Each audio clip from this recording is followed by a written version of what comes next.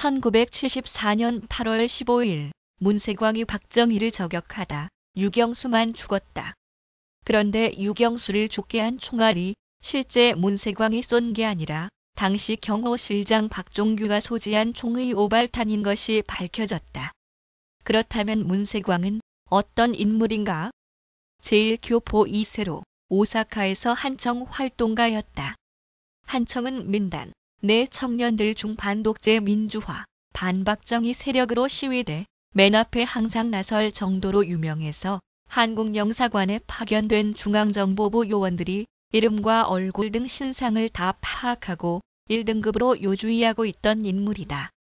그런 그에게 한국영사관은 일본인 이름으로 한국 비자를 어떤 제재 없이 발급해준다. 매우 수상한 일이다. 문세광은 총을 가진 채 공항을 통과하고 입장이 엄격히 통제된 광복절 기념식장에 유유히 들어간다. 당시 경호요원과 경찰 측이 비밀 표식을 지참하지 않은 문세광을 식장 밖으로 쫓아내지만 청와대 경호계장 장땡땡이 다시 들여보내고 갑자기 경계를 완화하고 몸수색도 하지 말라고 한다. 너무 의심이 가는 대목이다.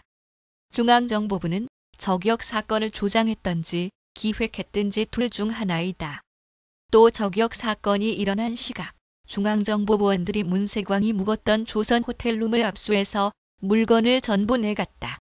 중정에선 문세광의 존재를 이미 알고 있었던 것이다. 한편 조선 호텔 로비의 직원이 문세광이 투숙했던 방에 통화했을 때 다른 한국인이 함께 있었는데 나중에 진술할 때 국무총리 김종필이 찾아와서 같이 있던 한국인에 대해 진술하지 말아달라고 부탁했었다. 이런 모든 정황으로 볼 때 한국말을 전혀 모르던 문세광이 단독으로 사건을 일으켰다고 볼 수 없으며 한국 정부는 문세광의 일거수일투족을 이미 파악하고 있었는데 저격 사건을 막지 않았다거나 또는 북한 측과 이 사건을 공모, 기획하여 일부러 전국을 경색시켜 당시 박정희의 반대적이었던 국내 상황을 유리하게 바꿔보려는 박정희 일당의 계략일 가능성을 배제할 수 없다. 이 과정에서 영부인 유경수가 뜻하지 않게 경호원의 오발로 숨짐으로써 그들의 노림수는 극적인 성공을 이뤘다고 볼 수 있으나 그 이면에 숨은 추악한 진실은 빠꾼의 애미 유경수를 무고한 희생으로 몰고 간 셈이다. 그렇다면 결과적으로 유경수를 죽게 만든 건 중앙정보부이고 이들의 수령은 다름 아닌 남편 박정희였으니 박정희가 유경수의 죽음에 책임이 없다고 절대 말할 수 없을 것이다. 유경수가 독재자의 아내가 아니라 보통 서민의 아내로 평범하게 살았다면 그런 억울한 죽음을 당하였을까? 유경수는 살아 생전에 영부인 자격으로 전남 광주에 들러 공무원 부인들의 모임인 송죽 회원들과 다과회를 가진 적이 있다. 그때 유경수는 깊은 한숨을 내쉬며 슬픈 표정으로 전에 박정희가 광주 기갑학교에 근무할 때 광주 동명동 공무원 관사에서 살 때가 가장 행복했던 때였다고 옛 추억을 회상했다고 한다. 광주시 동명동에 공무원들 관사가 있었고 그때 한 동네 살던 공무원들 부인과 수다 떨며 뜨개질하며 다과를 먹던 평범했던 한 군인의 아내로 살아갈 때가 심하게 그리웠던 모양이다.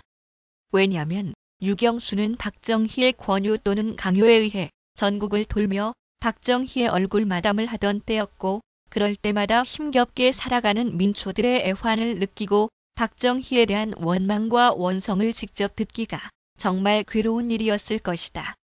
한편으론 청와대에 들어가면 박정희는 날이면 날마다 기생 파티다, 술 파티다 해서 최 홍사가 조달한던 어린 여자들, 여대생들, 여자 신인 탤런트들을 끼고 고급 술의 음주 감으로 가정에선 불행했을 것이다.